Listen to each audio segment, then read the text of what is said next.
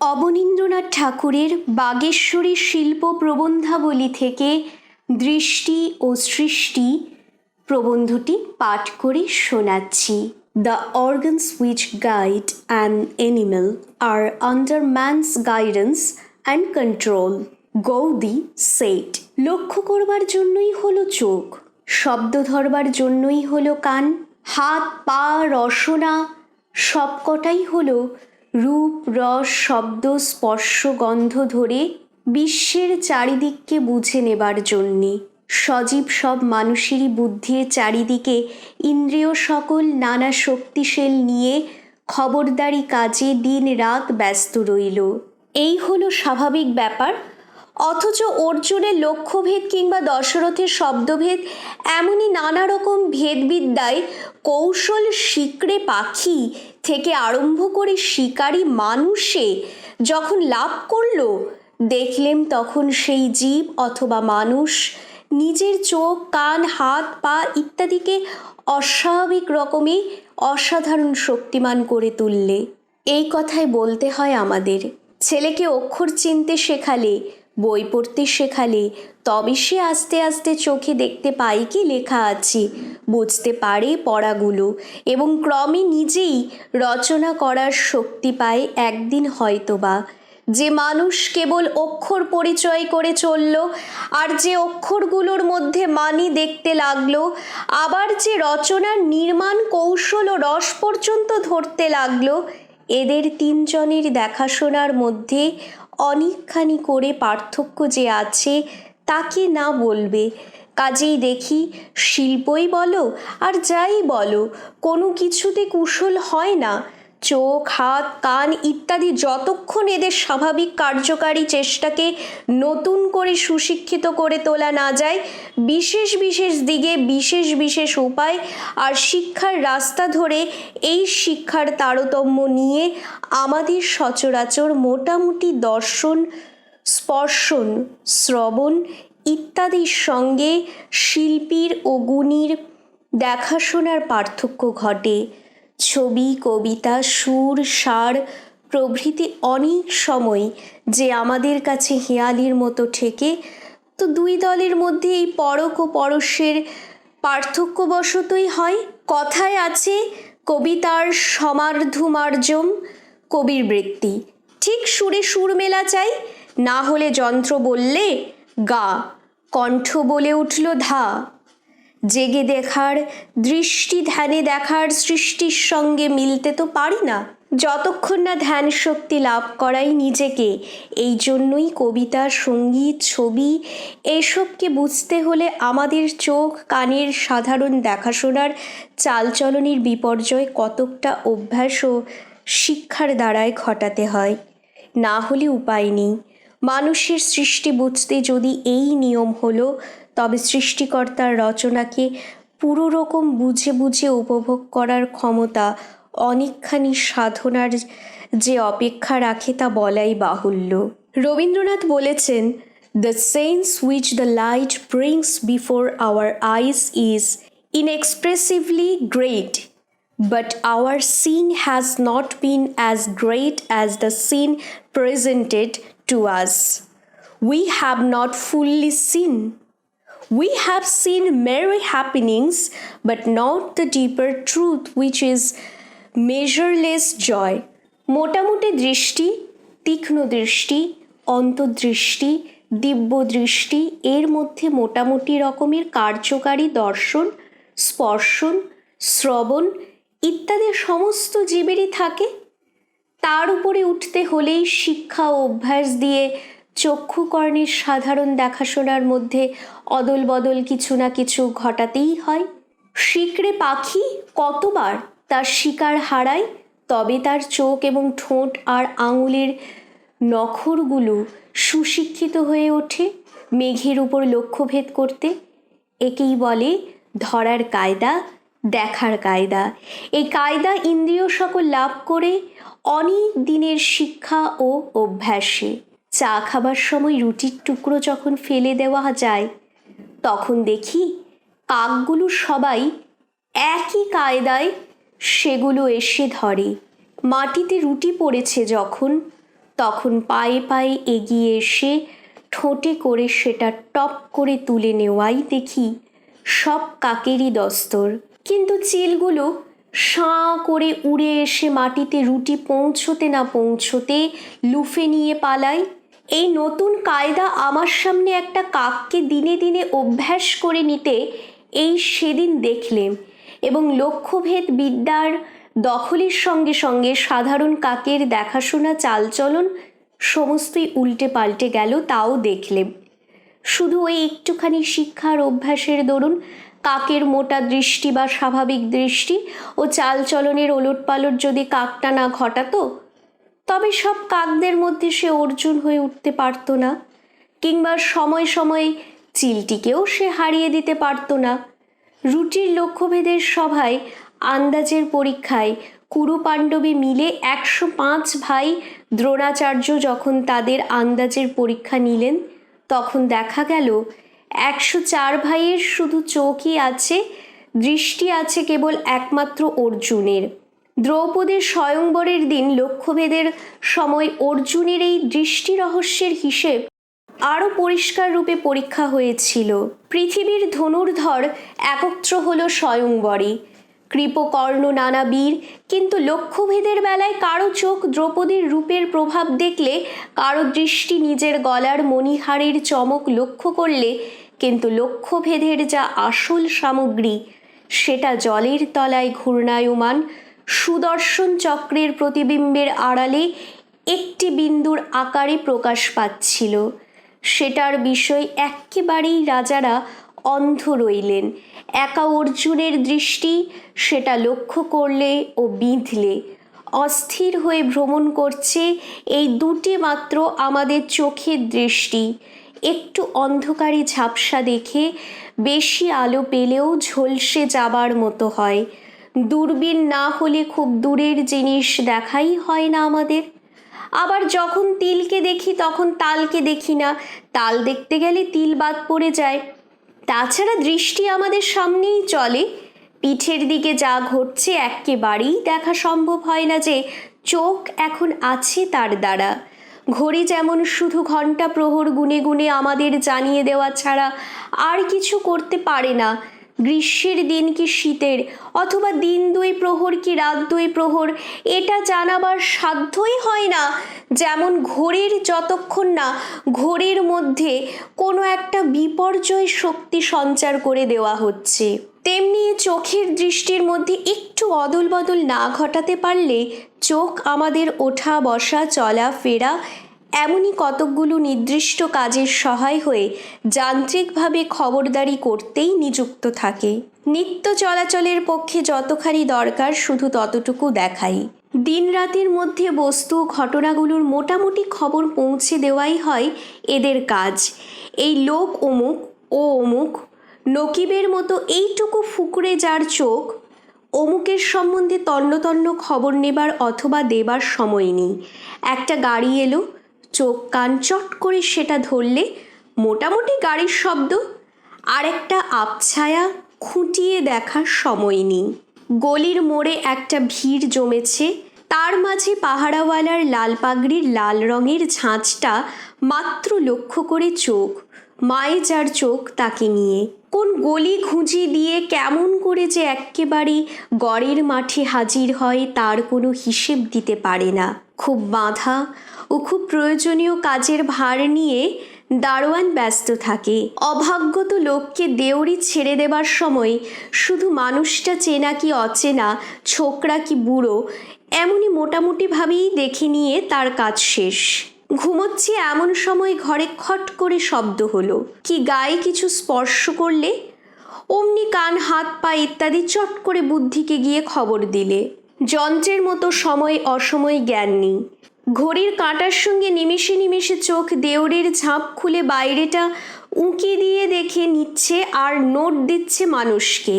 এ হলো তা হলো, এ গেল সে গেল, এটা দেখা যাচ্ছে ওটার খবর এখনো আসেনি। নিত্য নৈমিত্তিক কাজের অনেকখানি এই রকম মোটামুটি যান্ত্রিক রকমের দৃষ্টি দিয়েই চোখ আমাদের সম্পন্ন করে যাচ্ছে। এছাড়া অনেকখানি কাজ একেবারে চোখে না দেখে হাত পা ও গায়ের পরশ এবং পরখ দিয়ে একটু আর সব ইন্দ্রিয়ের পরখের অনেকখানি মিলিয়ে করে চলেছি আমরা। জুতো পরায় জামা পরায় চোখের পরখের চেয়ে গায়ের পরশ বেশি সাহায্য করে কোনটা আমার জুতো বা জামা চিনিয়ে দিতে।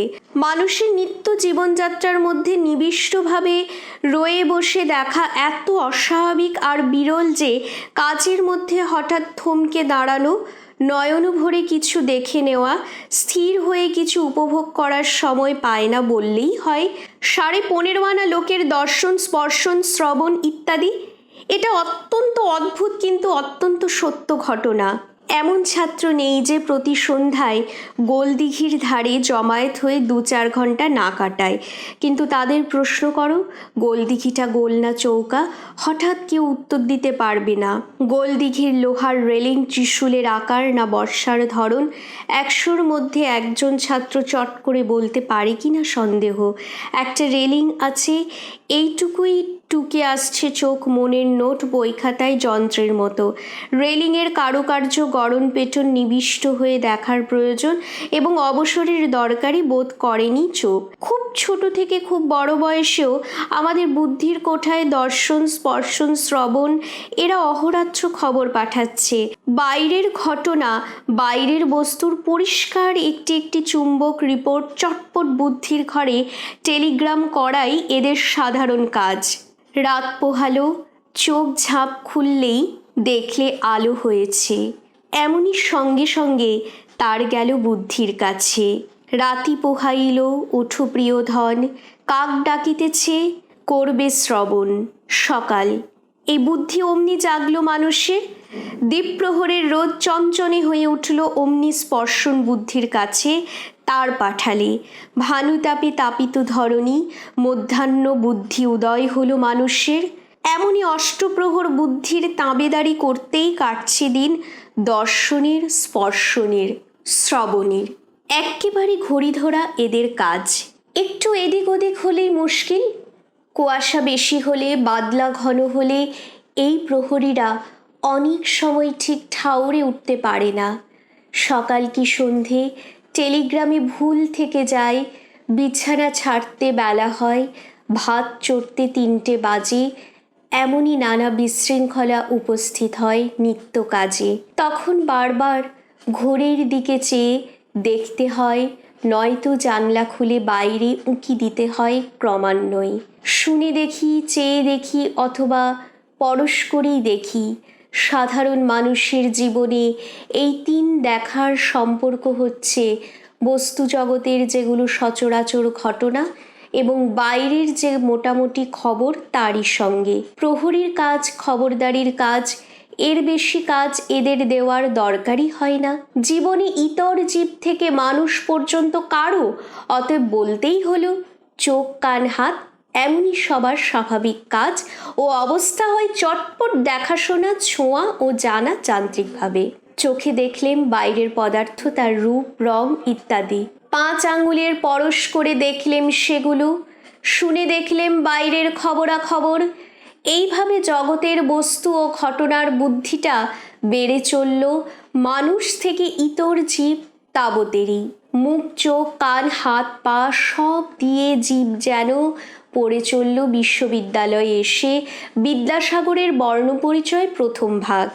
বড় গাছ, লাল ফুল, ছোট পাতা কিংবা জল পড়ে, হাত নাড়ে, খেলা করে অথবা নূতন ঘটি, পুরানো বাটি, কালো পাথর, সাদা কাপড়, শুধু চোখের পড়া কিংবা যেমন মেঘ ডাকে অথবা কাক ডাকিতেছে, বাঁশি বাজিতেছে, বেড়াল কাঁদিতেছে, মা বকিতেছে, শুধু সোনার পড়া অথবা যেমন শীতল জল, তপ্ত দুধ, নরম গদি, শক্ত লোহা, শুধু পরশ করার পাঠ, ইন্দ্রিয় সকলের সাহায্যে এই উপায় সবাই পড়ে চলেছে শিশু শিক্ষা থেকে বোধোদয় পর্যন্ত।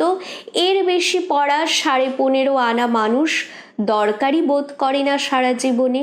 বস্তু ও ঘটনার মোটামুটি বুদ্ধি হলেই চলে যায় সুখে স্বচ্ছন্দে প্রায় সকলেরই সাধারণ জীবনযাত্রা, এবং এই মোটামুটি বুদ্ধির উদ্রেক করে দেওয়ার কাজে লেগে থাকতে থাকতে দর্শন, স্পর্শন ও শ্রবণের শক্তিও এমন ভোঁতা হয়ে যায় যে কোনো কিছু সূক্ষ্ম দিকে বা গভীর দিকে যেতেই চায় না তারা। শিল্পকার্য, সঙ্গীত এবং কোনো বিষয়ে পটুতা হয় না, হতে পারে না যতক্ষণ না নানা ইন্দ্রিয়ের নিত্য এবং স্বাভাবিক ক্রিয়ার কতকটা অদল বদল ঘটিয়ে না তোলা যায়। এমন কল সব আজকাল তৈরি হয়েছে যা চোখ যেমন করে দেখে ঠিক তেমনি করেই দেখে ও ধরে নেয় সৃষ্টির সামগ্রী চট করে নিমেষ ফেলতে। স্পর্শ করে কল, স্পর্শ করে শিউরে ওঠে, দুলে ওঠে, গরম ঠান্ডার ওজন মাপে এবং পরশের তন্ন তন্ন হিসেব লিখে চলে। বাদলা হবে কি ঝড় উঠবে তা বাতাসের পরশ পেয়েই বলে দেয় কল। উত্তর মেরুতে ভূমিকম্প হলে তার হিসেব রাখে দক্ষিণ সাগরের পরপারে বসে কল। আবার কল সে শুনছে তা লিখছে, যা লিখছে তা শুনিয়ে দিচ্ছে, সুর করে, বক্তৃতা দিয়ে, আবৃত্তি, অভিনয় করে। কাপড় কাচে কল, কাপড় ভাঁজ করে, কাঁথা সেলাই করছে কল, দ্রুত দৌড়চ্ছে কল, আকাশে উঠছে কল। এতে করে মনে হয় এই সমস্ত কল মিলিয়ে একটা কলের পুতুল যদি কোনোদিন ছবি, মূর্তি, গান ইত্যাদি নানা জিনিসের সমালোচনা করতে এসে উপস্থিত হয় আমাদের মধ্যে, তবে খুবই অদ্ভুত হবে সে ঘটনা। কিন্তু আরও অদ্ভুত হবে কালের পুতুলের ছবি, মূর্তি, গান, কবিতা ইত্যাদির সমালোচনা। বস্তুতন্ত্রতা সেই কলের পুতুলে এত অভ্রান্ত রকমে থাকবে যে ছবি যদি প্রতিচ্ছবি, মূর্তি যদি প্রতিমূর্তি, গান যদি হরবলার বুলি না হয়, তো সে তখনই তার নিন্দা ও কঠিন সমালোচনা করে বসবে। কবিতা, কল্পনা এসবকে সে বলবে পাগলামি। এবং ঠিক এখন সাধারণ মানুষ আমরা যেমন শিল্পশালায়, সঙ্গীতশালায় বা অভিনয় ক্ষেত্রে ব্যবহার করি, অর্থাৎ বাস্তবের সঙ্গে শিল্পকার্য যতটা মেলে ততটা তার বাহবা দেই। একটু বাস্তবিকতার ভ্রান্তি উৎপাদনের ব্যাঘাত হলে বলে বসি দূর ছাই, কলের পুতুলটিও ঠিক সেই ব্যবহারই করবে। সাধারণত শরীর যন্ত্রগুলো আমাদের প্রবল বস্তু পরায়ণতা নিয়ে দেখতে, শুনতে, পরশ এবং পরখ করতেই পাকা হয়ে উঠছে দিনের পর দিন। সারা জীবন বারে বারে একই জিনিস দেখে, শুনে, পরশ করে, পরখ করতে করতে কাজের দক্ষতা এমন বেড়ে যায়, হাত, পা, চোখ, কানের যে মেকি টাকা, ভেজাল ঘি, পাকা ও কাঁচা সরেস ও নিরেশ ছোঁয়া মাত্র, দেখা মাত্র, শোনা মাত্রই তারা ধরে দিতে পারে। কিন্তু এটুকু হয় শুধু আশপাশের বস্তুগুলোর সঙ্গে অনেক দিনের পরিচয় বশত। শরীর যন্ত্র নিত্য ব্যবহারের, নিত্য কাজের বস্তু ও ঘটনাগুলোর সম্বন্ধে এই অভ্রান্ত বস্তু পরিচয়ের পাঠ সাঙ্গ করেই থেমে রইল। এই হলো সাধারণ মানুষ হিসাবে আমরা দর্শন, স্পর্শন, শ্রবণ দিয়ে যতটা এগোতে পারি তার চরম পরিণতি। মানুষের দেখাশোনা, ছোঁয়া সমস্তই কাজ ও বস্তু এবং বাস্তবিকতার সঙ্গে লিপ্ত হয়ে রইল। নিখুঁত করে চিনে নিতে পারলে, অভ্রান্তভাবে ধরতে পারলে বাইরের এটা, ওটা, সেটা, এ ও তা, এমন তেমন ইত্যাদি বস্তু ও ঘটনা। এই যে জ্ঞান, একে বলা যেতে পারে বস্তুবুদ্ধি বা বাস্তব বুদ্ধি। কিন্তু কিছুতেই একে বলা চলে না বস্তুর রসবোধ, শিল্পবোধ, সৌন্দর্যবোধ অথবা অর্থবোধ। মানুষের এই বস্তুগত দৃষ্টি চিরদিন তার স্বার্থবুদ্ধির সঙ্গেই জড়ানো থাকে। নিত্য জীবনযাত্রার সঙ্গে আশপাশ থেকে যারা এসে মিলছে তাদেরই খবর আমরা দিন রাত অভ্রান্তভাবে নিয়ে চললেম এই বস্তুগত দৃষ্টি দিয়ে। ময়রা যেন চমৎকার মিঠাই গড়ে চলল, মিঠাইয়ের রসবোধ করার কোনো অপেক্ষা না রেখেও। কিংবা জহুরি রত্ন পরীক্ষায় এমন পাকা হয়ে উঠল যে হাতে নিয়েই বলতে পারলে সামগ্রীটা কাঁচ কি হিরে, সরেশ কি নিরেশ, অথবা শব্দে কান এত পরিষ্কার হলো যে কোথা কোমল কোথা বা অতি কোমল পর্দায় ঘা পড়ছে তা শোনামাত্র ধরে দিলে মানুষ। কিন্তু এই হলেই ময়রার, জহুরির ও কালোয়াতের রসবোধ, সৌন্দর্য ও সুশোভাবোধ সম্পূর্ণ হয়েছে তা জোর করে বলা চলে না। বস্তু জগতের সঙ্গে পরিচয় বৃদ্ধির দিক দিয়ে ঘটিয়ে দর্শন, স্পর্শন, শ্রবণ মানুষকে খুব দক্ষতা, চাতুর্য, বুদ্ধির পরিচ্ছন্নতা দিয়ে পাকা মানুষ, কাজের মানুষ করে দেয়। এটা যেমন সত্যি, আবার শুধু গুণগুলি নিয়েই মানুষ গুণী, কবি ও শিল্পী হয় না, এটাও তেমনি সত্যি। সুরে কান হলেই যে মানুষ গান রচনা করতে পারে তা নয়, জহরত চিনলেই যে সবাই চমৎকার অলঙ্কার রচনা করতে পারে, অথবা ভালো রসকরা গড়ে চললেই যে সে সৃষ্টির রসের রসিক হয়ে ওঠে তাও নয়। বহির্বাটির রাস্তাঘাট, নিয়মকানুন সমস্তই যেমন অন্দরমহলের সঙ্গে স্বতন্ত্র, তেমনি বুদ্ধির প্রেরণা আর রসবত্তা বিকাশের পথ সম্পূর্ণ আলাদা। সদর দুয়ার দিয়ে বুদ্ধির কাছে পৌঁছচ্ছে সৃষ্টির খবরাখবর, চলাচল কোলাহল করে অবিরাম অস্থির গতিতে সমস্তই যেখানে যাচ্ছে আসছে। কারোর সঙ্গে দুদণ্ড রসালাপ করার সময় সেখানে অল্পই মেলে। নিত্য দেখাশোনা দ্বারায় ভালো করে মুখ চেনা ঘটলেও কিছুর সঙ্গে অবসর মতো রয়ে বসে রসের সম্পর্ক পাতানোর সদর রাস্তা এবং সদর বাড়িতে কচ্ছিৎ সম্ভব হয়। এই কারণেই মানুষের ঘর, কাছারি ঘর, খাবার ঘর, শোবার ঘর, বৈঠকখানা, আফিস ঘর এমনই নানা কুঠরিতে ভাগ করা থাকে। অন্দরে অথবা বৈঠকখানার গানের ও নাচের মজলিসে প্রকাশ করতে হলে যেমন আফিসের চোগা চাপকান ছেড়ে উপস্থিত হতে হয়, কাজের দৃষ্টি, কাজের কথা মায় কাজকে পর্যন্ত কড়া পাহারায় বাইরে আটকে, তেমনি রসবোধের রাজত্বে ঢোকবার কালে নিত্যকার দর্শন, স্পর্শন, শ্রবণের অনেকখানি পরিবর্তন করে চলে মানুষ। এটা কেবল মানুষই পারে, ইতর জীব পারে না। কাজের সংস্পর্শ থেকে কিছুকে বিচ্ছিন্ন করে নিয়ে চেয়ে দেখা, শুনে দেখার অভ্যাস চোখ, কান ও সমস্ত ইন্দ্রিয়কে দেওয়ার ক্ষমতা অনেকখানি সাধনার অপেক্ষা রাখে। তবে মানুষের শিল্পজ্ঞান, রসবোধ জন্মায়। মানুষ অন্তর্দৃষ্টি লাভ করে কখন? প্রাণের সঙ্গে বাক্যকে, চক্ষুর সঙ্গে মনকে, স্রোতের সঙ্গে আত্মাকে যখন সে মিলিত করে।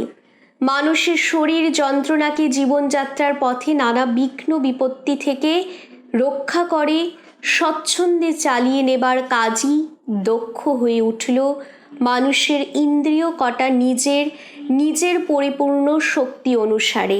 দেখাশোনা, ছোঁয়া ইত্যাদি নানা উপায় এইটুকুই হলো। আর কাজ ভোলা দৃষ্টি, সে হলো অনন্য সাধারণ অস্বাভাবিক দৃষ্টি, শিশুকালের তরুণ দৃষ্টি, কবির দৃষ্টি, শিল্পীর দৃষ্টি। নিত্য কাজের ব্যাপার সরিয়ে একটা জিনিসে গিয়ে মানুষের দর্শন, স্পর্শন, শ্রবণ নিবিষ্ট হলো নিবিড়ভাবে যখন, তখনই মন পড়ল জিনিসে, এবং মনে ধরা না ধরার কথা তখনই উঠল। চোখ, কান সমস্তকে কেবলই পাতা পড়ে জল নড়ে ইত্যাদি কাজের পড়া থেকে ছুটি দিয়ে সৃষ্টির জিনিসের ও ঘটনার দিকে ছেড়ে দেওয়া গেল। এতে মানুষের পরশ ও পরখ করার একটা কৌতূহল দেখা দিলে। কাজের জগতের বাধাবাধি নিয়মে দেখাশোনা করতে অপটু থাকে শিশুকালে সব মানুষ। স্বভাবতই বাপ মাকে তারা কাজে খাটায় নিজের ইন্দ্রিয়গুলোর চেয়ে। কাজেই সামান্য সামান্য জিনিসকেও বড় মানুষের চেয়ে বেশি কৌতূহলের সঙ্গে শিশুরা দেখবার, শোনবার অবসর পায়। মন তাদের আকৃষ্ট হয় বস্তুর উপর, ঘটনার দিকে অনেকখানি, এবং মন তাদের খেলেও অনেকখানি অনেক জিনিসের সঙ্গে অনেকক্ষণ ধরে অগাধ কৌতূহলে। শিশুকালের এই কৌতূহল দৃষ্টির কিছু কিছু রেশ মানুষের বয়সকালেও নানা জিনিস ও ঘটনার সঙ্গে জড়িয়ে আছে দেখা যায়। চন্দ্রোদয়, সূর্যোদয়, শুকতারা, ফোটা ফুল, মেঘের ঘটা, বিদ্যুৎ কিংবা এক টুকরো হিরে, অদ্ভুত গড়নের ঢেলা অথবা বিচিত্র গড়নের অলঙ্কার কি কিছু, অথবা অদ্ভুত একটা সমুদ্রের ঝিনুক ইত্যাদি নানা টুকিটাকি নিয়ে খুব বয়সেও মানুষ অনেক সময় নাড়াচাড়া করছে কৌতূহলের বশে দেখা যায়। দক্ষিণাবর্ত শাঁখকে লক্ষ্মীকে ধরে রাখতে খুব কাজের জিনিস বলে দেখা, আর কৌতূহলের সঙ্গে লক্ষ্মী প্যাঁচার একটা পালকের চিত্র বিচিত্র নকশা দেখা, অথবা লক্ষ্মীর ঝাঁপিটা বোনা কিংবা ঘড়ির ঘণ্টা শোনা ও নূপুরের ধ্বনি শোনায় প্রভেদ হচ্ছে ওই কৌতূহলটি নিয়ে। তরুণ দৃষ্টিতে সৃষ্টির সামগ্রিক কৌতুকে রহস্যে ভরা দেখায়। কাজের সংস্পর্শে বড় হতে হতে মানুষ যতই এগোতে থাকে ততই এই দৃষ্টির তারুণ্য সে হারাতে থাকে এবং শেষে এই সমস্ত বিশ্ব তারই সংসারের কাজে লাগবার জন্যে রয়েছে এমন একটা বিশ্বাস সে করে ফেলে। বিশ্ব যেটাকে কাজের জিনিস বলে সে নিজে বোধ করে না, সেটাকে ধর্তব্যের মধ্যেই আনতে চায় না। আর ছবি, কবিতা প্রায় সবই বাজের কোঠায় ফেলে দিয়ে চলে মানুষ। স্ত্রী, পুত্র, পরিবার, পাড়া প্রতিবেশী, এমনকি টেবিল চেয়ারগুলোকেও খালি প্রয়োজনের দেখা, প্রয়োজনের সম্পর্ক নিয়ে উপভোগ করে চলেছে এমন শক্ত মানুষ বড় অল্প নেই। এ কথা সহজে কেউ বিশ্বাস করতে চাইবে না, কিন্তু সকালে খবরের কাগজ পড়ার সময় কানের কাছে ছেলেগুলো শুধু হইচই বাঁধিয়ে দিলে কিংবা ডিকশনারির পাতাটা ছিঁড়ে নৌকা বানিয়ে বর্ষার দিনে জলে ভাসালে, অথবা দস্তর মাফিক 10:30টায় ঘড়ির কাঁটা পৌঁছলেই ছেলে স্কুলের জন্যে তৈরি না হয়ে বিছানায় গিয়ে শটান শুয়ে পড়লে, ছেলে কাজের ব্যাঘাত করলে অকেজো হয়ে রইল, কাজের জিনিস নষ্ট করলে এমনি শিশু চরিত্রকে কাজের চশমা দিয়ে উল্টো বুঝে নিজের চোখ কান লাল করে না তোলে এমন মানুষ কমই দেখি। কাজের জগতে চলাচল করতে করতে এই অত্যন্ত কাজের পরকাল এত শক্ত হয়ে আমাদের চোখে দেখা, শুনে দেখা, ছুঁয়ে দেখার উপরে বসে যায় যে মনে হয় চিরদিন এইভাবে দেখে চলাই বুঝি সব মানুষেরই কাজ। কিন্তু অত্যন্ত ছেলে মানুষ যারা, তারা আমাদের এই ধারণা উল্টে দিয়ে যায়। কবিরা উল্টে দিয়ে যায়, শিল্পীরা উল্টে দিয়ে যায়, আর ঠিক সেই মানুষগুলোকেই আমরা বালক, পাগল, নির্বুদ্ধি বলে উড়িয়ে দিয়ে নিজেদের বুদ্ধিমত্তার দাবি সব প্রমাণ করে চলি। কিন্তু সৌন্দর্যে ভরা, রসে ভরা, রঙে ভরা, রূপে ভরা, ভাব লাবণ্য সব দিয়ে অনিন্দ সুন্দর করে রচনা করা এই সৃষ্টির মাঝে মানুষ কেবল বুদ্ধিমত্তা সত্তা নিয়ে বর্তে থাকবে, নয়ন ভরে কিছু দেখে নিতে চাইবে না। মানুষ সমস্ত বিশ্বের রস, এ যিনি মানুষকে মন দিয়ে সৃষ্টি করলেন তার ইচ্ছে কখনো হতে পারে না, এবং এই কথাই সপ্রমাণ করতে প্রথমেই এলো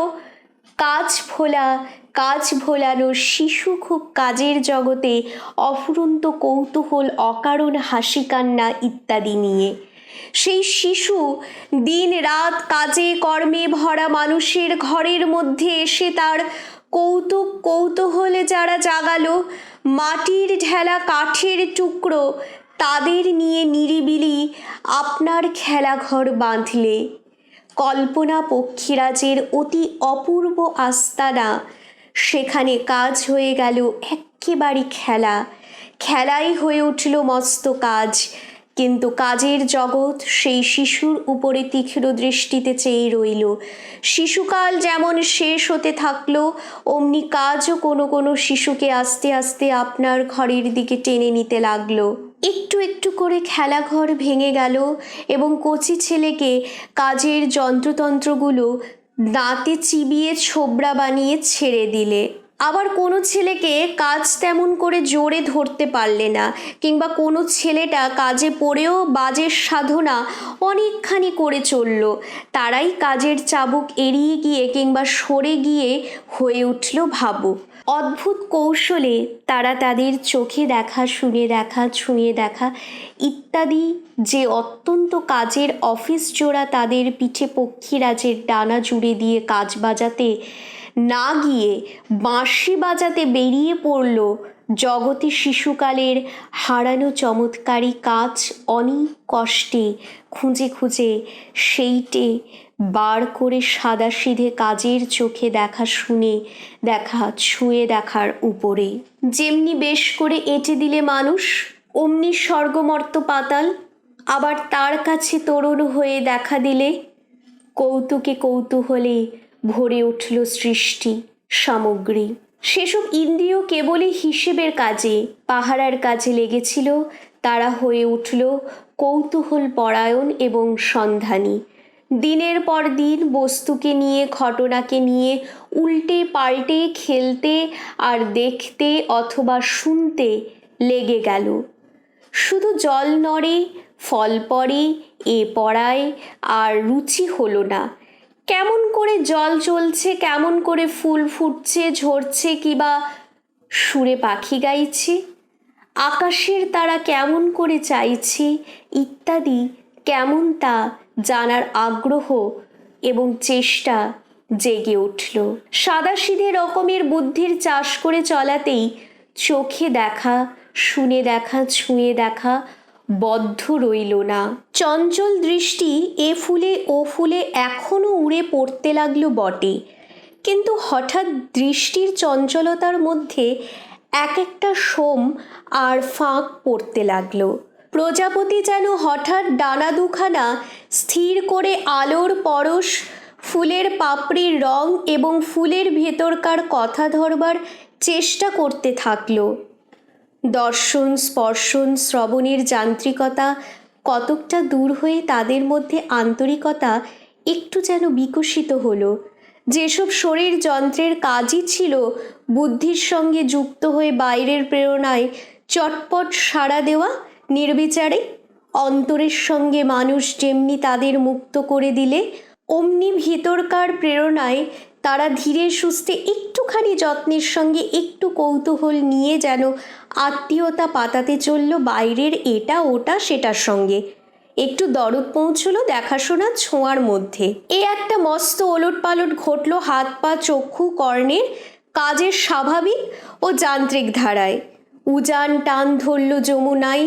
ফুলের পাতার সূক্ষাতি সূক্ষ্ম সাড়া ধরার জন্য আচার্য জগদীশচন্দ্রের যে যন্ত্রটা, সেটা থেকে আনমনে যদি ফুলের এবং পাতার শোভা নিরীক্ষণ করতে আরম্ভ করে কাজ ভুলে, তবে নিশ্চয়ই সবাই বলবে যন্ত্রটা বিগড়েছে।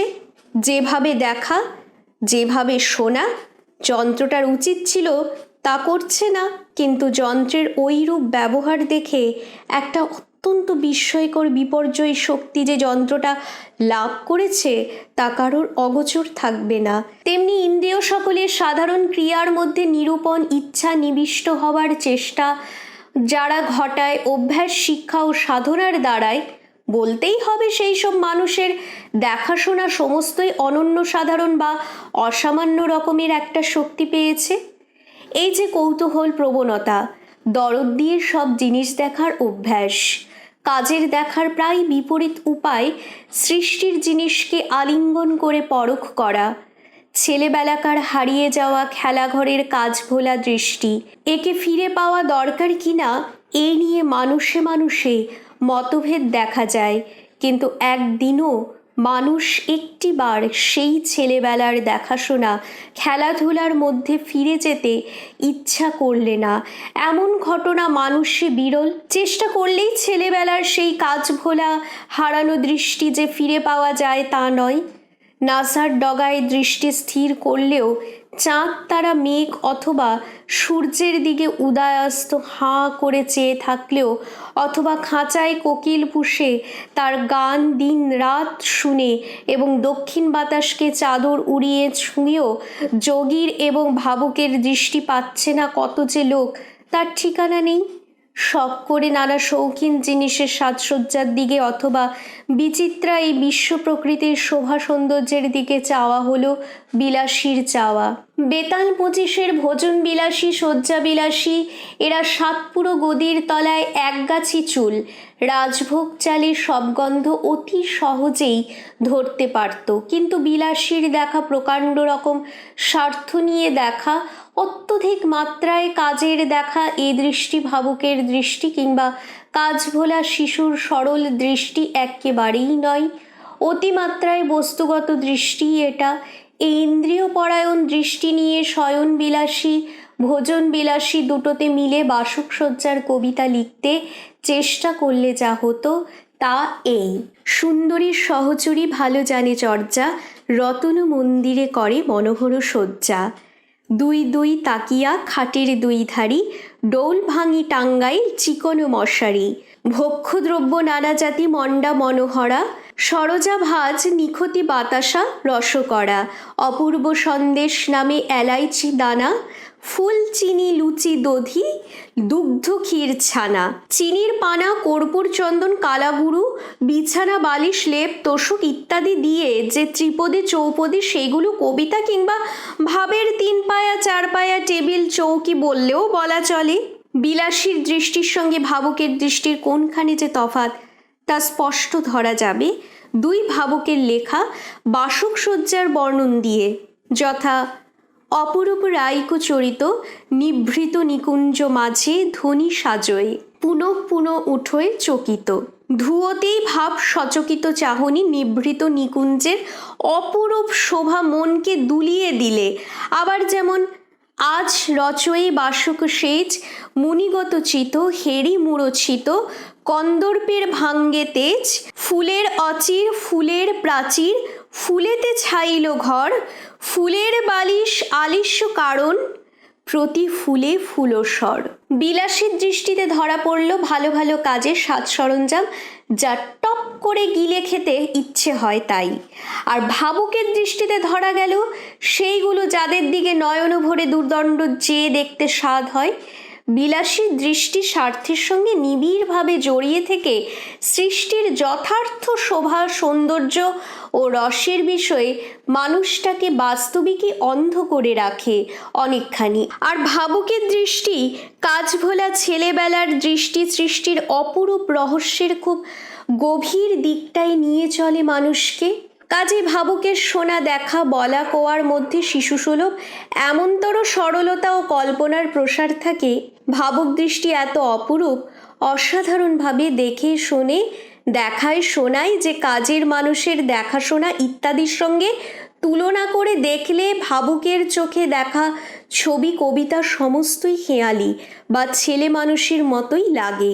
কাজের দৃষ্টি নিয়ে মানুষের মন কোনখানে কীভাবেই বা খেলা করছে, আর ভাবুকের দৃষ্টি নিয়েই বা মন কোথায় কি খেলছে কেমন করে, দেখলেই দুয়ের তফাৎ স্পষ্ট হয়ে উঠবে। প্রথমে কাজের দেখা দিয়ে লেখা মনের খেলাঘরের দৃশ্য। মন খেলা ওরে দান্ডাগুলি, আমি তোমা বিনা নাহি খেলি, এরি বেরি তেরি চাইল চম্পাকলি ধুলাধুলি। এইবার ভাবুকের দৃষ্টি কবির মনটিকে কোন কাজ ভোলা জগতের খেলাঘরের ছুটির মাঝে ছেড়ে দিয়ে গেল তারই দুটি গান। আকাশ আজ কোন চরণের আসা যাওয়া, বাতাসে আজ কোন পরশের লাগে হাওয়া, অনেক দিনের বিদায় বেলার ব্যাকুল বাণী, আজ উদাসীর বাঁশির সুরে কে দেয় আনি, বনের ছায়ায় তরুণ চোখের করুণ চাওয়া, কোন ফাগুনে যে ফুল ফোটা হলো সারা, মৌমাছিদের পাখায় পাখায় কাঁদে তারা, বকুল তলায় কাজ ভোলা সেই কোন দুপুরে, যেসব কথা ভাবিয়েছিলেম গানের সুরে, ব্যথায় ভরে ফিরে আসে সে গান গাওয়া। কাজের তীক্ষ্ণ দৃষ্টির মাঝে মনের মরুভূমির উপরে যেন হঠাৎ আকাশ থেকে শ্যামল ছায়া নামলো, জল ভরে এলো চোখের কোণে, কান শুনলে বাঁশির সুর উন্মনা হয়ে। কাজ ভোলা মন বকুলতলার নিবিড় ছায়ায় খুঁজতে লাগলো ছেলেবেলার হারানো খেলার সাথীকে, আর গাইতে লাগলো ক্ষণে ক্ষণে, শূন্য করে ভরে দেওয়া যাহার খেলা, তারই লাগে রইনু বসে সকল বেলা।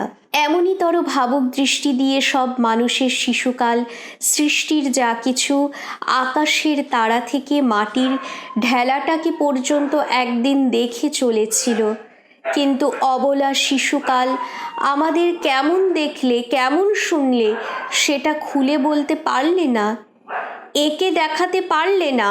কবিতা, ছবি ইত্যাদি লেখার কৌশল, ভাষার খুঁটিনাটি, ছন্দের হিসেব না জানার দরুন শিশুকাল আমাদের কবির ভাষায়, ছবির ভাষায় আপনাকে ব্যক্ত করতে পারলে না। শিশুর তরুণ দৃষ্টির সামগ্রীকে সখীভাবে খেলবার সাথী বলে চেয়ে দেখবার, শুনে দেখবার, ছুঁয়ে দেখবার একটা আগ্রহ থাকে। সেই একাগ্রতা দিয়ে দেখাশোনা ছোঁয়ার রসটা ছেলেমেয়েরা উপভোগ করে মহানন্দে, কিন্তু সে আনন্দ ব্যক্ত করে কেবল অভিনয় ছাড়া আর কিছু দিয়ে এমন সাধ্য শিশুর পুঁজি নিয়ে হয় না। শিশু যখন একটা কিছু বর্ণনা করে তখন তার মুখ, চোখ, হাত, পা সমস্তই যেন ঘটনাটাকে মূর্তি দিয়ে বাইরে হাজির করবার জন্যে আকুলি ব্যাকুলি করছে দেখা যায়, যেটা বড় হয়ে আমরা কবিতায় অথবা ছবিতে ব্যক্ত করি সেটা অভিনয় করে ব্যক্ত করা ছাড়া শিশুকাল আর কিছুই করতে পারে না। এমন বিচিত্র ভঙ্গিতে হেসে কেঁদে নেচে, কখন গলা জড়িয়ে, কখন ধুলায় লুটিয়ে, আধো আধো কথায় অতি মনোহর, অতি চমৎকারী একটা নিজের অদ্ভুত রকমের সৃষ্টি করা ভাষায় শিশু আপনার দেখাশোনা সমস্তই ব্যক্ত করে চলে, যে বড় হয়ে যারা আপনাদের দৃষ্টি, শ্রবণ, স্পর্শনের উপরে অত্যন্ত কাজের চশমা এঁটে দিয়েছে তাদের বোঝাই মুশকিল হয় শিশুকাল অনাসৃষ্টি কি দেখছে, কিবা দেখাতে চাচ্ছে, কি শুনছে, কিবা শোনাচ্ছে।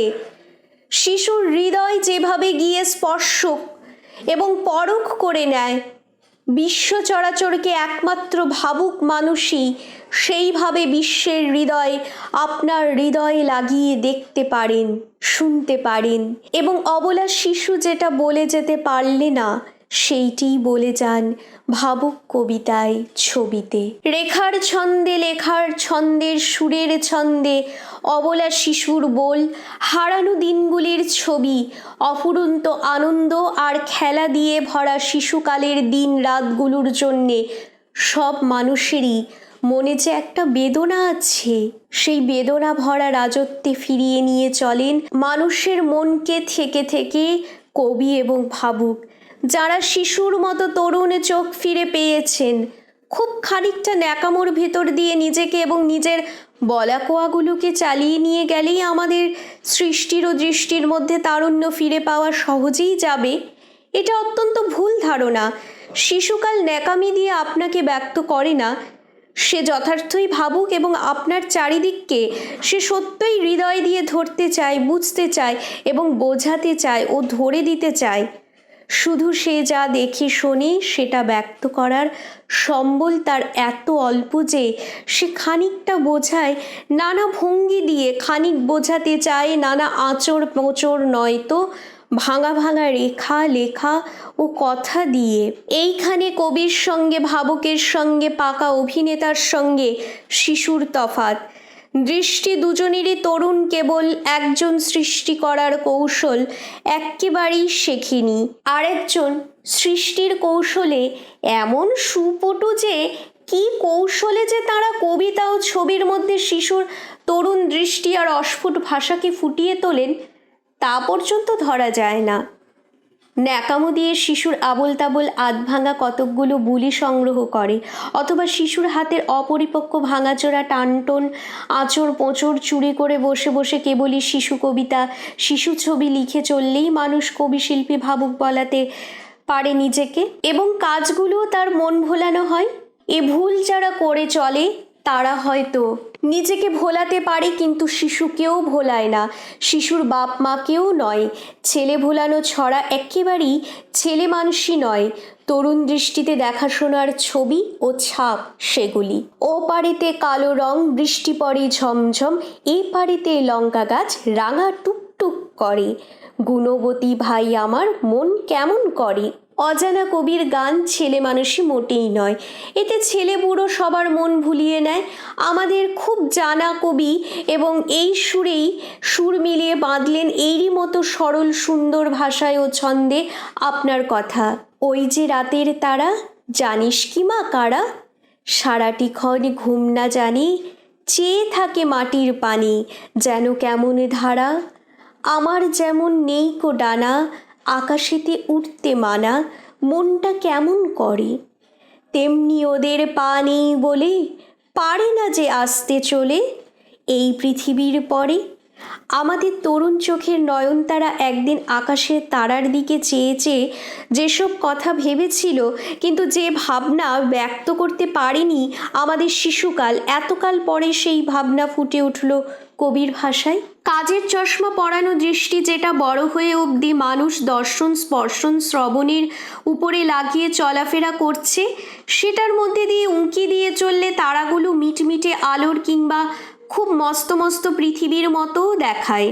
কিন্তু আকাশের তারার মাটিতে নেমে আসা দেখা অথবা আকাশে বসে তারাগুলো যে কথা ভাবছে, সেটা শুনিয়ে দেওয়া একেবারেই সম্ভব হয় না উক্ত চশমা দিয়ে দেখে। ভাবুক যারা, সচরাচর যান্ত্রিক দৃষ্টি যাদের নয়, তাদেরই পক্ষে সহজ হয় শিশুদের মতো হৃদয় দিয়ে আত্মীয়ভাবে বিশ্ব চরাচরের সঙ্গে পরিচয় করে নিয়ে বিশ্বের গোপন কথা বলা। আর গদ্যময় কাজের সাধারণ চশমা দিয়েই দেখলেম, অথচ দেখতে চাইলেম ভাবুকের মতো, গাঁথতে চাইলেম পদ্য, কিন্তু পদ্য কেন, ভালো একটা গদ্য রচনা করা গেল না। সেই যান্ত্রিক দৃষ্টি নিয়ে কল্পনা ভাবুকতা এ সবের বদলে সাধারণ কথা এবং কাজের কথাই সেখানে বিকট ছাঁদে আমাদের সামনে হাজির হলো। যথা মন্ত্রীরূপে চারিদিকে যত তারাগণ ঘেরিয়াছে নলিনীরে শৈবাল যেমন, শশিয়ার তারাবৃন্দ গগনে শোভিত, দেখিলেই মনোপথ হয় প্রফুল্লিত। চাঁদকে ঘিরে তারাগুলো যখন সারা রাত কি যেন মন্ত্রণা করছিল, নিশ্চয়ই এই কবিতার কবি সেই সময় লেপ মুড়ি দিয়ে ঘুম দিচ্ছিলেন, নয়তো খুব কাজের চশমা পরে মকদ্দমার নথি পড়ছিলেন। সুতরাং মনোপথ যাতে প্রফুল্লিত হয় এমন একটা সামগ্রী তিনি দিয়ে যেতে পারলেন না, কিন্তু ধরতেই পারলেন না চোখ কান হাত পা কিছু দিয়েই। ভোলা বাঁকা হিন্দুস্তানিতে এ দুটোর অর্থ সুশ্রী, আবার কুবজাও বাঁকা, শ্যামও বাঁকা, একজন সুন্দর বাঁকা, একজন যৎকুৎসিত বাঁকা। তেমনি এ কথা যদি কেউ বোঝেন যে সব জিনিসকে সোজাসুজি সাধারণ দৃষ্টি দিয়ে না দেখে বাঁকা রকম করে দেখলেই কিংবা উল্টো পাল্টা করে দেখলেই নিজের দৃষ্টির মধ্যে এবং নিজের বলা কোয়া লেখা ইত্যাদির মধ্যে ভাবুকতা রস সৌন্দর্য প্রভৃতি ভরে উঠবে কানায় কানায়, তবে তার তো ভুল আর কিছু হবে না। ভাবুকের কাজ ভোলা দৃষ্টি অত্যন্ত কাজের সামগ্রী। ধান ক্ষেতটা ঠিক কাজের মানুষ হিসেবে না দেখলেও ক্ষেত ও মাঠের সৌন্দর্য যে নির্ভুল ও নিখুঁতভাবে তার কাছে ধরা পড়ে এবং সেই দৃষ্টি দিয়ে দেখা মাঠের বর্ণনা ও ছবি খুব কাজের চশমা দিয়ে দেখা ও দেখানো মাঠের রূপটার চেয়ে মনোরম পরিষ্কার হয়ে যে ফুটে ওঠে ভাবুকের লেখায় বর্ণে বর্ণে, তাই কাজের চশমার ভাবের চশমা দিয়ে দেখা ক্ষেত আর মাঠের দুটির বর্ণনা থেকে পরিষ্কার ধরা যাবে। প্রথম কাজের চশমা দিয়ে মাঠ বর্ণন। মাস্টারমশাই যেন উপদেশ দিলেন শিশুকে যে মাঠে ছোটাছুটি করতে চায় তাকে, হে বালক, মাঠে গিয়ে দেখে এসো তুমি, কত কষ্টে চাষা লোক চষিতেছে ভূমি, পরিপাটি করে মাটি হয়ে সাবধান, তবে তাই শস্য হয় ছোলা মুগ ধান। এই কাজের দৃষ্টি দিয়ে মাঠকে তো দেখাই গেল না, শস্য কেমন করে হয়, মাটি পরিপাটি হয় কিসে তাও দেখলেম না। মাটি পরিপাটি রূপে বর্ণন ও দর্শন কি করে হয় তা জানতে কাজেই ভাবুকের কাছে দৌড়তেই হলো আমাদের। সেখানে গিয়ে শস্যক্ষেত্রের এক অপরূপ রূপ দেখলেম। নবপ্রবাদ লোদ্গম শস্যরম্য, প্রফুল্ল লোধ্র পরিপক্কশালী, বিলীন পদ্ম প্রপত্তস্বার, কিংবা যেমন পরিণত বহুশালী ব্যাকুল গ্রামসীমা সতত মতিমানজ্ঞ ক্রঞ্চনাদোপ গীত। নিছক কাজের দৃষ্টি দিয়ে কাজের মানুষের কাছে মাঠখানা কৃষিতত্ত্বের ও নীতিশাস্ত্রের বইয়ের পাতার মতোই দেখালো। মাঠের সবুজ প্রসার কেমন করে গ্রামের কোণ পর্যন্ত বিস্তৃত হয়েছে তা দেখলে ভাবো। কাজের দৃষ্টি দেখলে মুগ মসুরি ছোলা কলা ধান ফলানো হচ্ছে মাঠের পাট করে, কিন্তু ধান পেকে কোথায় সোনার মতো ঝোঁকছে। লদ্র গাছ গ্রামের ধারে কোথায় ফুল ফুটিয়েছে, রাঙা সবুজ নানা বর্ণের শস্য, শিশিরে নুয়ে পড়া পদ্মফুল, এসব কিছু ধরতে পারলে না অত্যন্ত কাজে দৃষ্টিটা। অথচ মাঠের ছবি যথার্থ যদি দিতে হয় কি দেখতে হয়, মাঠ কেমন করে চষা হয় এটা দেখানোর চেয়ে মাঠে কোথায় কি রং লেগেছে, কি ফুল ফুটেছে ইত্যাদি নানা হিসেব না নিলে তো চলে না। সেই হিসেবে ভাবুক দৃষ্টি ঠিক দেখার মতোই দেখায়। দেখলে বলতে হবে। কাজের দৃষ্টি মানুষের স্বার্থের সঙ্গে দৃষ্টির জিনিসকে জড়িয়ে দেখে, আর ভাবুকের দৃষ্টি অনেকটা নিঃস্বার্থভাবে সৃষ্টির সামগ্রী স্পর্শ করে। কাজের মানুষেরা দেখে ক্যানভিসটা পর্দা কি ব্যাগ অথবা জাহাজের পাল প্রস্তুতের বেশ উপযুক্ত, কিন্তু ভাবুক অমন মজবুত কাপড়টা একটা ছবি দিয়ে ভরে দেবারই ঠিক উপযোগী ঠাউরে নেয়। সাদা পাথর কাজের দৃষ্টি বলে সেটা পুড়িয়ে চুন করে ফেলো, ভাবুক দৃষ্টি বলে সেটাতে মূর্তি বানিয়ে নেওয়াই ঠিক।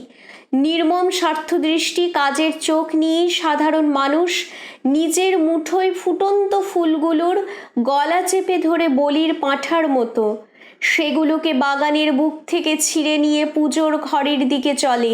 আর ভাবুক যে দৃষ্টি নিয়ে ফুলের দিকে চায় তাতে স্বার্থের ভার এত অল্প যে প্রজাপতি কি মৌমাছির পাতলা ডানার অত্যন্ত লঘু অতি কোমল পরশও তার কাছে হার মানি। অতিমাত্রায় সাধারণ অত্যন্ত কাজের দৃষ্টি সেটা ফুলের গুচ্ছকে পরকালের পথ পরিষ্কারের ঝাঁটা বলেই দেখছে। ছেলেবেলার কৌতূহল দৃষ্টি সেটা রাঙা ফুলের দিকে, লুব্ধ দৃষ্টি নিয়ে ডাকাতের মতো বাগান থেকে বাগানের শোভাকে লুটে নিয়ে খেলতে চাচ্ছে। কিংবা বিলাসীর দৃষ্টি যেটা ফুলগুলোর বুকে সূচ বিধে বিধে ফুলের ফুলসজ্জা রচনা করে তার উপরে লুণ্ঠন বিলণ্ঠন করে ফুলের শোভা মলিন করে দিয়ে যাচ্ছে। এদের চেয়ে ভাবুকের দৃষ্টি কতখানি নিঃস্বার্থ নির্মল, অথচ আশ্চর্য রকম ঘনিষ্ঠভাবে ফুলকে দেখলে ভাবুকের লেখাতেই ধরা রয়েছে। চল চলো রে ভাওরা কবল পাস, তেরা কবল গা বই অতি উদাস, খোঁজ করত वो वार वार तन वन फुल्लो भार भार। কবি কালিদাস এই দৃষ্টি দিয়ে দুষ্মন্ত রাজাকে দেখালেন শকুন্তলার রূপ। অনাঘ্রাতং পুষ্পং কিশলয় মূলনং করুরু হই মধু নবমনা সাদিতর সম। কিন্তু রাজার বিদূষকের ইন্দ্রিয় পরায়ণ দৃষ্টি অত্যন্ত মোটা পেটের মতোই মোটা ছিল। কাজেই রাজার কাছে শকুন্তলার বর্ণন শুনে সে পিণ্ডি খেজুর আর তেঁতুলের উপমা রাজাকে শোনাতে সে গেল। রাজা বিদূষককে ধমকে বললেন, অনবাপ্ত চক্ষু ফলহসি যেন তয়া দ্রষ্ট বানং পরং না দৃষ্টম। তুমি দর্শনীয় বস্তুর যেটি দেখবার যোগ্য সেইটি যখন দেখতে পেলে না তখন তুমি বিফলই চক্ষু পেয়েছ। রাবণটার চেয়ে দেখা, শুনে দেখা, ছুঁয়ে দেখা সমস্তই রামের দেখার চেয়ে 10 গুণ বেশি ছিল। 20 হাত 20 চক্ষু 10টা বদন, রাক্ষসের রাজা সেই লঙ্কার রাবণ। ত্রিভুবন তাহার ভয়েতে কম্পবান, মনুষ্য রামেরে সেটা করে কীটজ্ঞান। রাবণের 10টা মাথার মধ্যে কি ভয়ঙ্কর রকম বস্তুগত বুদ্ধি দিনরাত প্রবেশ করত। তার 10 দিকে বিস্তৃত দর্শন স্পর্শন শ্রবণ ইত্যাদির রাস্তা ধরে ভাবলেও অবাক হতে হয়। কিন্তু সীতার পণ ভাঙা সুসাধ্য হলো বালক রামের, 20 হাত রাবণের নয়। কেননা ধনুক ভঙ্গের সময় রাতের মনটি রামের হাতের পরশে গিয়ে যুক্ত হয়েছিল, আর রাবণের মন নিশ্চয়ই সীতার দিকে লোলুপ দৃষ্টিতে চেয়েছিল। ধনুক তোলা ধনুক ভাঙা যে কটা আঙুলে হতে পারে তাদের ডগাতেও পৌঁছয়নি সময় মতো।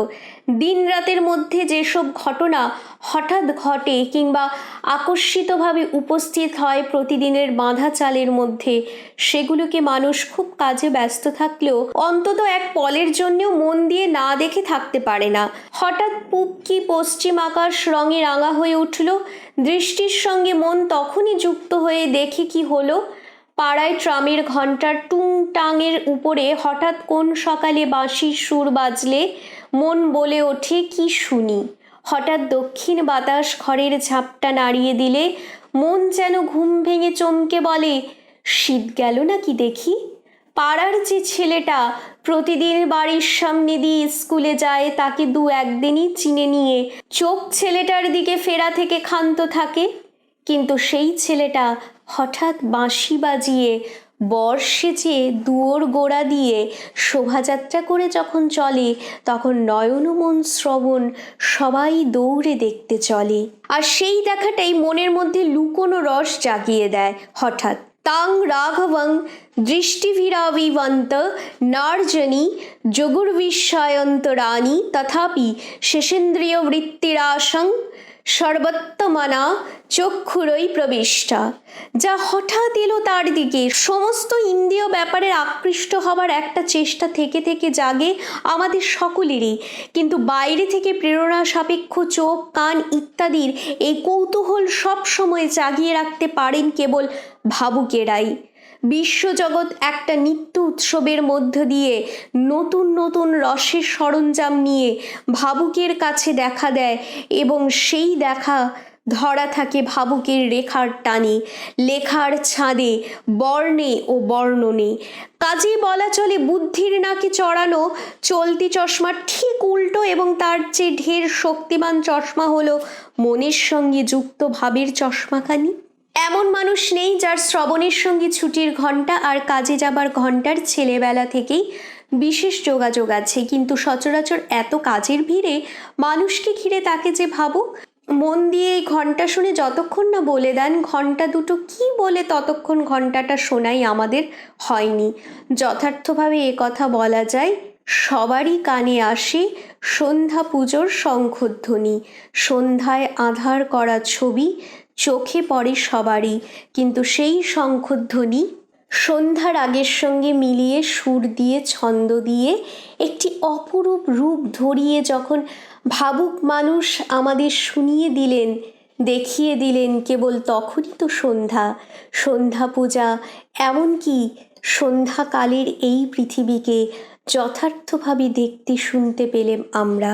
সন্ধ্যা হলো গো, ওমা সন্ধ্যা হলো, বুকে ধরো, অতল কালো স্নেহের মাঝে ডুবিয়ে আমার স্নিগ্ধ করো। ফিরিয়ে নে মা, ফিরিয়ে নে গো, সব যে কোথায় হারিয়েছে গো ছড়ানো এই জীবন। তোমার আধার মাঝে হোক না জড়ো, আর আমাদের বাইরে তোমার কোথাও যেন না যায় দেখা। তোমার রাতে মিলাক আমার জীবন সাঁঝের রশ্মি রেখা।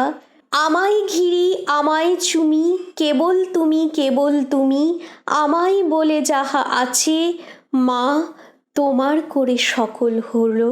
বুক সন্ধ্যার বুকের স্পন্দন অনুভব করলে নয়নের দৃষ্টি অতল কালোর স্নেহভরা পরশ নিবিড় করে উপভোগ করলে ফিরে এলো নতুন করে তরুণ দৃষ্টির করুণ চাহনি, নতুন করে জাগালো প্রাণ ভরে শুনে নেবার, গেয়ে উঠবার ইচ্ছা। সারা সংসারে ছড়ানো জীবনের দিনগুলো সাঁঝের আধারের মধ্যে দিয়ে মিলল এসে একেবারে। সন্ধ্যা তারার কোলের কাছটিতে রহস্য নিকেতনে আলো আর কালোর ছন্দে প্রাণকে দুলিয়ে দিলে রাতের সুরে গিয়ে মিলল দিনের সুর, আধারে গিয়ে মিশল আলো। একেবারে ঢেলে দেওয়া গেল সব স্বার্থে জলাঞ্জলি দিয়ে নিজেকে গভীর রিক্ততার প্রশান্ত আলিঙ্গনে। সন্ধ্যা কতদিন ধরে যার সঙ্গে দেখাশোনা হয়ে আসছে, তাকে এমন করে দেখা কজন দেখলে? তিন সন্ধ্যার হওয়াটা গড়ের মাঠে গিয়ে খেয়ে এসে এবং পুজো বাড়িতে গিয়ে শাক ঘণ্টা শুনিয়ে এসে আমরা পুঁথিগত ত্রিসন্ধ্যার মন্ত্রগুলোর চেয়ে একটু অধিক দেখতে শুনতে পেলেম না। কিন্তু কবির দু ছত্রের সমস্ত সন্ধ্যার প্রাণটি এক মুহূর্তে টেনে আনলেন আমাদের দিকে। সাঁঝ পরে দিন ভিতরে চকরি দিন হারোই, চল চকরাওয়া দেশ কো যাহা রৈন না হয়ে। এ কোন অগম্য দেশের খবর এসে পৌঁছলো? রাত্রির পরপারে যুগল তারার রাজত্বে যাবার সহুরুণ ডাক, ভীরু পাখির গলার সুর ধরে এ কোন চিরমিলনের বাণী অন্ধকারের মধ্য দিয়ে এসে পৌঁছলো যারা দেখেও দেখছে না, শুনেও শুনছে না, ধরেও ধরতে পারছে না তাদের কাছে। যে চোখের দেখায় সন্ধ্যার অন্ধকার রাত্রির কালিমা শুধু আমাদের শঙ্কা আর সংশয় বৃদ্ধি জাগিয়ে তোলে। ভাবুকের দেখা কি সেই চলতি চোখ দিয়ে দেখা, না তেমন শোনা দিয়ে, তেমন পরখ দিয়ে চেখে দেখা, শুনে দেখা, ছুঁয়ে দেখা? এসে ভাবুকের কবির শিল্পের সেই দিব্য দৃষ্টি যা অন্ধকারে আলো দেখলে দুঃখের পরশেও আনন্দ পেল, অসীম স্তব্ধতার ভিতরে সন্ধান পেয়ে গেল সুরের। तेरे साँझ का गहिरा आवई छावई प्रेम मन ऐसे, पश्चिम दिक की खिड़की खलो डूब प्रेम गगन में, चेत संगवल दल रस पियोरे लहर लहो जा तन में, शंख घंटा सैनाई बाजे शोभा सिंधु महल में। সন্ধ্যা ঘনিয়ে এলো, আধারের প্রেম তনু মনকে আবৃত করলে। আলো যে দিকে অস্ত যাচ্ছে সেই দুয়ার খোলো। এই সন্ধ্যা আকাশের মতো বিস্তৃত অন্ধকারের প্রেমে নিমগ্ন হও। চিত্ত শতদল পান করুক রাত্রির রস, মনে লাগুক মনে ধরুক অতুল কালোর প্রেম লহরী। সীমাহীন গভীর বাজতে থাকুক আরতির শঙ্খ ঘণ্টা, মিলনের মাসি আধার সমুদ্রে ফুটে উঠুক অপরূপ রূপ। এ যে হৃদয় এসে মিলতে চাইল নতুনতর দেখাশোনার ছোঁয়া দিয়ে বিশ্ব চরাচরের সঙ্গে। আগে আসছিল মানুষের বাইরেরটা তার বুদ্ধির গোচরে ইন্দ্রিয়ের সহায়তায় যন্ত্রে ধরা, এখন চলল মানুষের অন্তরটা বাইরের সঙ্গে মিলতে, হাতে হাতে চোখে চোখে গলায় গলায়। বাইরের আশা এবং বেরিয়ে যাওয়া এরই ছন্দ আবিষ্কৃত হলো ভাবুক মানুষের জীবনে। অভিনিবেশ করে বস্তুতে ঘটনাতে নিবিষ্ট হওয়ার শিক্ষা ও সাধনার আপনার কার্যকারী ইন্দ্রিয় শক্তি সকলকে নতুনতর শক্তিমান করে তুললেন যে মুহূর্তে ভাবুক সৌন্দর্যে অর্থে সম্পদের সৃষ্টির জিনিস ভরে উঠল, জগৎ এক অপরূপ বেশে সেজে দাঁড়ালো মানুষের মনের দুয়ারে। বারমহল ছেড়ে অভ্যাগত এলো যেন অন্দরের ভেতর ভালোবাসার রাজত্বে। রসের স্বাদ অনুভব করলে মানুষ, যেটা সে কিছুতে পেতে পারত না যদি সে ইন্দ্রিয় সমস্তকে কেবলই প্রহরী ও মন্ত্রীর কাজ দিয়ে বসিয়ে রাখত বুদ্ধির কোঠার দেউড়িতে। এই নতুন শিক্ষা, নতুন সাধনা যখন মানুষের ইন্দ্রিয়গুলো লাভ করলে, তখন মানুষের কণ্ঠ শুধু বলা কোয়া হাঁক ডাক করেই বসে রইল না, সে গেয়ে উঠল। হাতের আঙুলগুলো নানা জিনিস স্পর্শ করে নরম গরম কঠিন কি মৃদু ইত্যাদির পরখ করেই ক্ষান্ত হলো না। তারা সংযত হয়ে তুলি বাটালি সূঁচ হাতুড়ি এমনই নানা জিনিসকে চালাতে শিখে নিলে। বিনা যন্ত্রের উপরে সুর ধরতে লাগলো হাত আঙুলের আগা। শুধু লোহার তারকে তার মাত্রই জেনেই ক্ষান্ত হলো না। সুরের তার পেয়ে যন্ত্রের পর্দায় পর্দায় বিচরণ করতে থাকলো আঙুলের পরশ গুনগুন স্বরে ফুলের উপরে ভ্রমরের মতো। কোলের বীণার সঙ্গে যেন প্রেম করে চলল হাত কান, শুনতে লাগলো প্রেমিকের মতো কোলের বীণার প্রেমালাপ। সরু সূচের সোনার সুতোর রঙে ভরা তুলির সজীব ছন্দ ধরে তালে তালে চলল আঙুল। হাতুড়ি বাটালির ওঠা পড়ার সঙ্গে সঙ্গে তাণ্ডব নৃত্য করতে শিক্ষা নিলে শিল্পী হাত। কাজের ভিড় থেকে মানুষের চোখ ও হাত সেই সঙ্গে মনও ছুটি পেয়ে খেলবার ও ডানা মেলবার অবসর পেয়ে গেল। সমস্ত ইন্দ্রিয় দিয়ে সৃষ্টির দিকে এই অভিনিবিষ্ট দৃষ্টি, এইটুকুই ভাবুকের সাধনার চরম হলো তা তো নয়। সৃষ্টির বাইরে যা তাকেও ধরবার জন্য ভাবুক আরও এক নতুন নেত্র খুললেন। খুবই প্রখর দৃষ্টি যার, এমন যে দূরবীক্ষণ যন্ত্র তাকেও হার মানালে মানুষের এই মানস নেত্র। চোখের দৃষ্টি যেখানে চলে না, দূরবীক্ষণের দূরদৃষ্টিরও অগম্য এই স্থান। মানুষ এই আর এক নতুন দৃষ্টির সাধনায় বলীয়ান হয়ে নিজের মনের দেখা নিয়ে বিশ্বরাজ্যের পরপারেও সন্ধানে বেরিয়ে গেল, সেই রাজত্বে যেখানে সৃষ্টির অবগুণ্ঠনে নিজেকে আবৃত করে স্রষ্টা রয়েছেন গোপনে। যথা দোষে তথাত্মন্যি, যথা স্বপ্নে তথা পিতৃলোকে যথাপুষুত পরিব, তথা গন্ধর্বলোকে ছায়াতপয়বি ব্রহ্মলোকে। এই ব্রহ্মলোক যেখানে ছায়াতপে সমস্ত প্রকাশ পাচ্ছে, গন্ধর্বলোক যেখানে রূপ ও সুর উভয়ই জলের উপরে যেন তরঙ্গিত হচ্ছে, এবং আত্মার মধ্যে যেখানে নিখিলের সমস্তই দর্পণের মতো প্রতিবিম্বিত দেখা যাচ্ছে, সমস্তই দিব্য দৃষ্টিতে পরশ ও পরখ করে নিলে মানুষ। দর্শকের ও শ্রোতার জায়গায় বসে মানুষ দেখার মতো করে দেখলে, শোনবার মতো করে শুনে নিলে নিখিলের এই রূপের লীলা সুরের খেলা, এবং এর উপরে যে লীলাময় মানুষকে সমস্ত পদার্থ সমস্ত বস্তুর সঙ্গে এক সূত্রে বেঁধে একই নাট্যশালায় নাচিয়ে গাইয়ে চলেছেন, তাকে পর্যন্ত ছুঁয়ে এলো মানুষ নেপথ্য সরিয়ে দেখাশোনা পরশ করার চরম হয়ে গেল। তারপর এলো দেখানোর পালা। মানুষ এবারে আর এক নতুন অদ্ভুত অনিয়ন্ত্রিত অভূতপূর্ব সৃষ্টি সাধন করে গুণী শিল্পী হয়ে বসল। এই দৃষ্টি বলে আপনার কল্পনা লোকের মনোরাজ্যের গোপনতা থেকে মানুষ নতুন নতুন সৃষ্টি সাধন বার করে আনতে লাগলো। যে এতদিন দর্শক ছিল সে হলো প্রদর্শক, দ্রষ্টা হয়ে বসলো দ্বিতীয় স্রষ্টা। অপরূপকে রূপ দিয়ে, অসুন্দরকে সুন্দর করে, অবলাকে সুর দিয়ে, ছবিকে প্রাণ, রংহীনকে রং দিয়ে চলল মানুষ। প্রেমের করুণ কোমলতা ফুটিলতা, সৌন্দর্যের পুষ্পপুঞ্জে প্রশান্ত পাষাণী।